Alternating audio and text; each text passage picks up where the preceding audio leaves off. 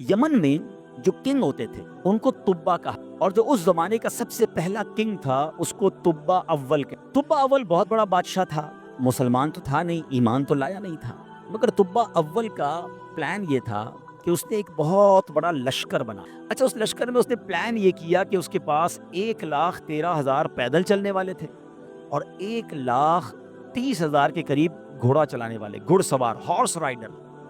Try to imagine کتنا بڑا اس کا جلوس تھا، کتنا بڑا لشکر تھا۔ وہ اپنے پورے لشکر کو لے کر اس نے پوری دنیا کو ٹریول کرنے کا پلان۔ اچھا، وہ جس شہر میں جاتا سارے شہر کے لوگ باہر آ جاتے، ڈر بھی جاتے، روب میں بھی آ جاتے کہ اتنا بڑا جلوس لے کر ہی آیا ہے، اس کا استقبال بھی کرتے، اور ہر شہر سے وہ 10 اسکالرز، ان کے 10 علماء اپنے ساتھ لے جاتے۔ اتنا لانگ ٹرپ ہو گیا کہ اس کے پاس 4,000 علماء ہو گئے۔ اب انڈرسٹینڈ کریں کہ کتنے شہروں میں وہ گیا ہوگا، 4,000 علماء جمع ہو گئے۔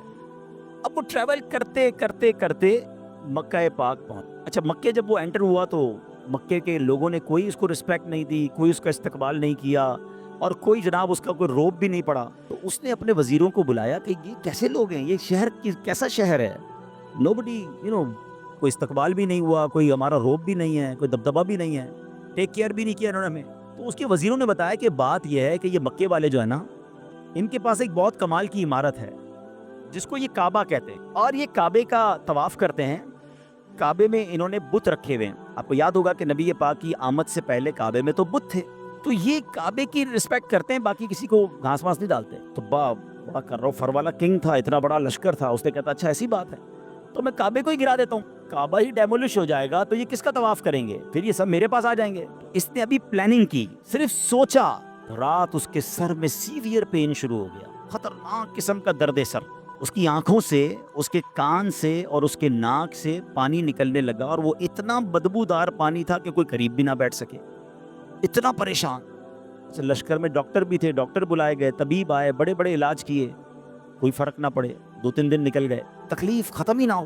ایک جو ڈاکٹر تھا، جو سب سے بڑا ڈاکٹر تھا، اس نے کہا دیکھیں یہ معاملہ جو ہے نا، مجھے آپ کی بیماری کا نہیں لگا، یہ کوئی آسمانی معاملہ ہے، آپ کسی عالم سے پوچھیں۔ تو انہوں نے اپنے لشکر میں جو سب سے بڑے عالم تھے ان کو بلایا کہ آپ چیک کریں معاملہ کیا ہے۔ انہوں نے کہا یہ بتاؤ کہ تم نے کوئی غلط خیال تو نہیں کیا اس شہر کے بارے میں، یہاں کے رہنے والوں کے بارے میں؟ اس نے کہا ہاں، میں نے تو پلان کیا تھا کہ کعبہ گرا دوں گا، یہاں کے مردوں کو قتل کر دوں گا، عورتوں اور بچوں کو قیدی بنا لوں گا۔ تو ان عالم دین نے کہا کہ نہیں، تم نے غلط کیا، تمہیں نہیں پتا کہ یہ کعبہ کیا ہے، اس کا مالک وہ خالق ہے، وہ مالک ہے کہ اگر اس کے بارے میں، کعبے کے بارے میں نیگیٹو سوچو گے تو برباد ہو جاؤ گے، فوراً توبہ کر لو ورنہ تم خود ہی برباد ہو جاؤ گے۔ اچھا ایسی بات ہے۔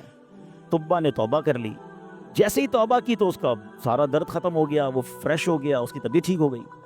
تو اب اس نے دین ابراہیمی اختیار کر لیا، اللہ پر ایمان لایا، اور اس زمانے میں حضرت ابراہیم کا دین چل رہا تھا، ابھی نبی پاک تو آئے نہیں تھے، اس نے دین ابراہیمی ایکسیپٹ کیا اور اس نے اللہ پر ایمان لیا۔ اچھا، اب وہاں سے پھر لشکر آگے چلا، اور چلتے چلتے چلتے ایک ایسی بستی میں پہنچا جہاں کھجور کے درخت، بڑی خوشگوار وادی تھی، اور وہاں انہوں نے پڑاؤ ڈالا۔ اچھا، اس لشکر میں جو علماء تھے انہوں نے اپنی کتابیں نکالی، ان کے پاس آسمانی کتابیں تھیں، وہ پڑھتے گئے اور کہنے لگے یہ تو وہی جگہ ہے جہاں ہماری کتابیں بتاتی ہیں جہاں اللہ کے آخری نبی ہجرت کر کے آئیں گے۔ یعنی اس کا مطلب وہ ڈھونڈتے ڈھونڈتے آج کے مدینے میں پہنچ گئے تھے، جس کو آج ہم مدینہ کہتے ہیں نا، یہ وہاں پہنچ گئے تھے۔ تو 400 علماء نے کہا کہ بھائی ہم تو یہ جگہ چھوڑ کے نہیں جائیں گے، پتہ نہیں کب نبی پاک آ جائیں، اب ہم نے یہیں ٹھہرنا ہے، اگر طبا رہنے دے گا تو ٹھیک ہے، بے شک ہماری بوٹی بوٹی کر دے، ہم نے یہ شہر چھوڑ کے نہیں جانا۔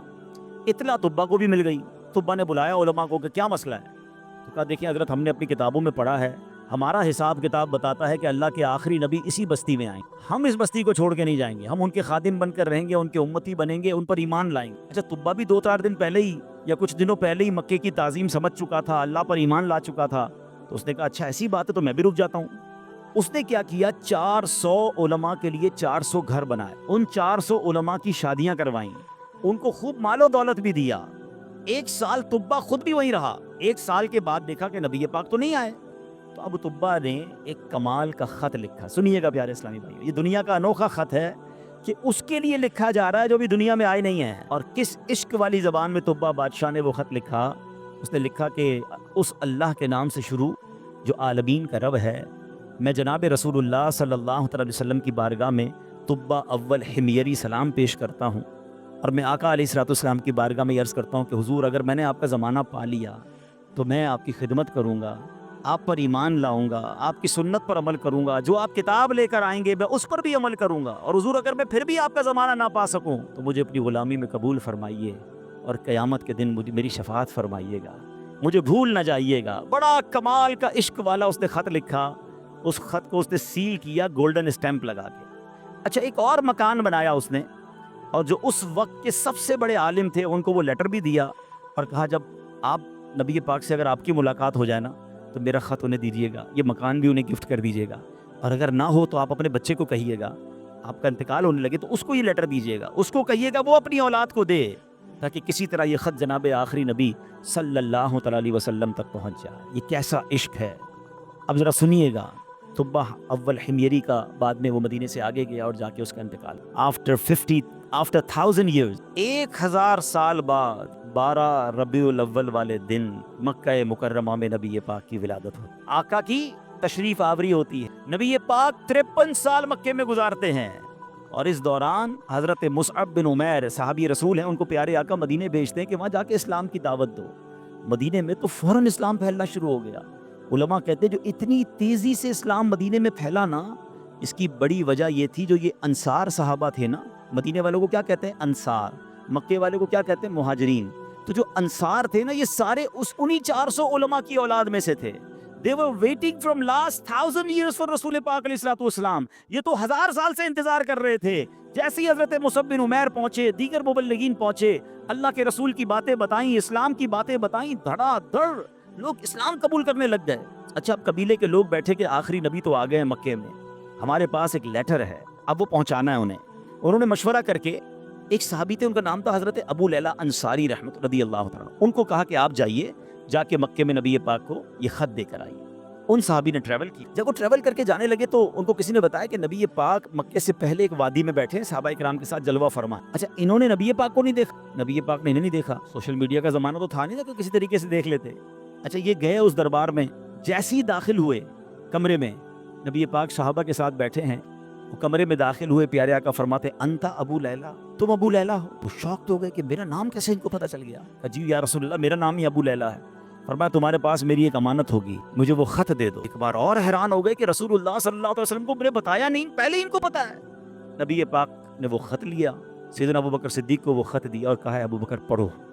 اب بھرے دربار میں وہ عشق والا خط پڑھا گیا ہے، طبہ اول حمیری کا وہ عشق کی جو لیٹر تھا وہ پڑھ کر سنایا گیا کہ حضور میں آپ کا امتی، میں آپ کا غلام، مجھے قیامت کے دن بھولیے گا نہیں، اگر آپ کا زمانہ پایا تو آپ کی خدمت کروں گا، زمانہ نہ پا سکا تو پھر بھی میں آپ کا غلام ہوں۔ اللہ اکبر۔ نبی پاک نے بھی خط سنا نا، پتہ کیا فرمایا؟ مرحباً اخی الصالح، مرحباً اخی الصالح، میرے نیک بھائی کو مرحبا ہو، نیک بھائی کو مرحبا ہو۔ امیر کہا پیارے آقا علیہ الصلوۃ والسلام نے اس بادشاہ کو نیک بھائی کہہ کر پکارا۔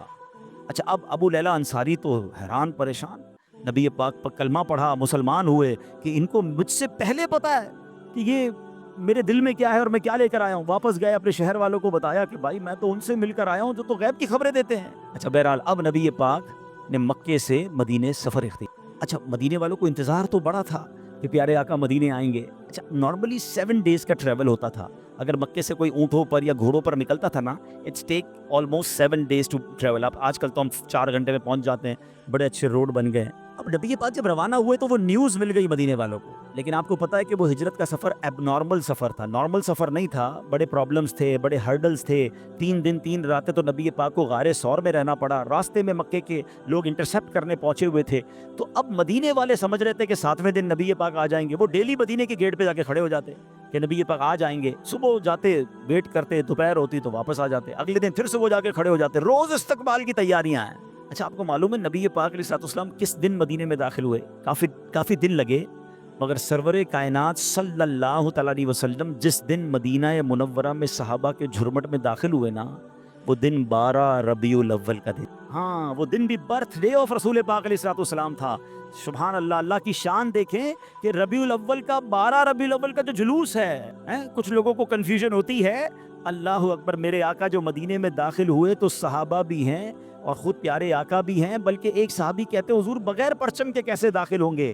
آپ جا رہے ہیں تو شان و شوکت کے ساتھ داخل ہونا ہے۔ اپنا امامہ اتارا، तलवार पे लगाया, उसे परचम बनाया, और जब मदीने में दाखिल हुए तो हर तरफ से सदाएं हैं, मरहबा या रसूल अल्लाह। बच्चियां तैयार होकर आई हैं, बच्चे तैयार होकर आए हैं। अरब के लोगों का दस्तूर था, जब कोई बड़ा इवेंट होता था वो अपना मखसूस लिबास पहनते थे, अपनी तलवारें लगाते थे। बल्कि अब भी अगर आप देखिए उनके त्योहारों में उनके लिबास अलग होते हैं, तो सब अपने उस लेवल के लिबास पहनकर खड़े थे, क्योंकि आज उनके लिए ईद का दिन था। और सुभान अल्लाह, उस वक्त बनू नज्जार की बच्चियों ने सरवर कायनात सल्लल्लाहु अलैहि वसल्लम का जो इस्तकबाल किया, जिस नगमे को गुनगुनाकर, जिस नात को पढ़कर उन्होंने इस्तकबाल किया, आज भी मक्के मदीने चले जाएं, कैसेट की दुकानों पर जाएं, बल्कि दुनिया के किसी कोने में जाएं, ये नात अरबी हो, अजमी हो, अफ्रीकन हो या अमेरिकन हो, सरकार की ये नात दुनिया भर में पढ़ी जाती है। और वो उन बच्चियों ने ये नात पढ़ी थी जो आज सीरत की किताबों में भी लिखी हैं। और उन्होंने इस्तकबाल कैसे किया था, वो अल्फाज क्या थे? वो अल्फाज थे, तौला अल बद्रु अलैना मिन सनियातिल वदा वजब शुक्र अलैना मादा लिल्लाहि लामा। क्या कहती है? हम पर चांद तुलू हो गया है। तलअल बद्रु अलैना, 14वीं रात का चांद तुलू हो गया है। कहाँ पर? सनियतुल वदा की घाटी में। जिस जगह ये इस्तकबाल हुआ ना, उस इलाके को सनियतुल वदा कहते हैं। और वजब शुक्र अलैना, हम पर वाजिब हो गया है अल्लाह का शुक्र अदा करना। मा दआ लिल्लाहि दा, जब तक लोग अल्लाह के लिए दावत देते रहेंगे, यानी कयामत तक हम पर अब ये शुक्र अल्लाह का वाजिब हो गया कि नबी पाक हमारे मदीने आ गए। आपको पता है मदीने के रंग कैसे बदला, मदीने की तकदीर कैसे बदली? मदीना पहले यसरब कहलाता था, वहां की आबो हवा में बीमारियां थी, जो जाता बीमार हो जाता था। अल्लाह अकबर, मुस्तफ़ा करीम के कदम तो क्या लगे, मदीने के गुबार में भी शिफा हो गया। अब तो बीमार को कहते हैं ठीक होना है तो मदीने हो आओ, हैं? जब से कदम लगे हैं रिसालत माँ, जब से कदम लगे हैं रिसालत माँ के, जन्नत बना हुआ है मदीना हुजूर का। क्या कदम लगे मेरे आका के, भाग ही जाग गए मदीने वालों के। अच्छा, अब प्यारे आका जब मदीने शरीफ में एंटर हुए ना, everybody want to welcome and everybody want to host him. हर बंदा चाह रहा था कि नबी पाक हमारे घर आ जाएं, क्योंकि इश्तियाक बहुत था, तड़प बहुत थी। तो नबी पाक ने फरमाया कि मेरी जो ऊँटनी है ना, ये अल्लाह के हुक्म से बंधी हुई है, ये जिधर जाके रुकेगी उधर जाकर ही मैंने रहना है। अच्छा, अब जरा तसव्वुर कीजिए, इमेजिन कीजिए कि वो ऊँटनी मदीने की गलियों में घूम रही होगी और हर सहाबी ये इमेजिन कर रहा हो, काश मेरे दरवाजे पर रुक जाए, काश मेरे दरवाजे पर रुक जाए। मगर भाग किसके जागे? सैयदुना अबू अय्यूब अंसारी रदी अल्लाह तआला अन्हु, कि वो ऊँटनी जो है उनके दरवाजे पर जाके रुकी। अच्छा, अब एक और अमेजिंग बात शायद बहुत सारों को पहली बार पता चलेगी। हज़रत अबू अय्यूब अंसारी रदी अल्लाह तआला अन्हु का एक लक़ब है, हम सब कहते हैं मेज़बान रसूल, ठीक है ना? लेकिन शायद लोगों को नहीं पता कि हज़रत अबू अय्यूब अंसारी उसी आलिम दीन की औलाद से हैं कि जिनको तुब्बा अव्वल ने लेटर दिया था। तो सबसे बड़े आलिम थे ना, ये उन्हीं की औलाद में से हैं। और हज़रत अबू अय्यूब अंसारी उसी घर में रहते थे जो घर तुब्बा ने नबी पाक के लिए गिफ्ट के तौर पर बनाया। गोया मतलब ये बना कि ये घर नबी पाक का ही था।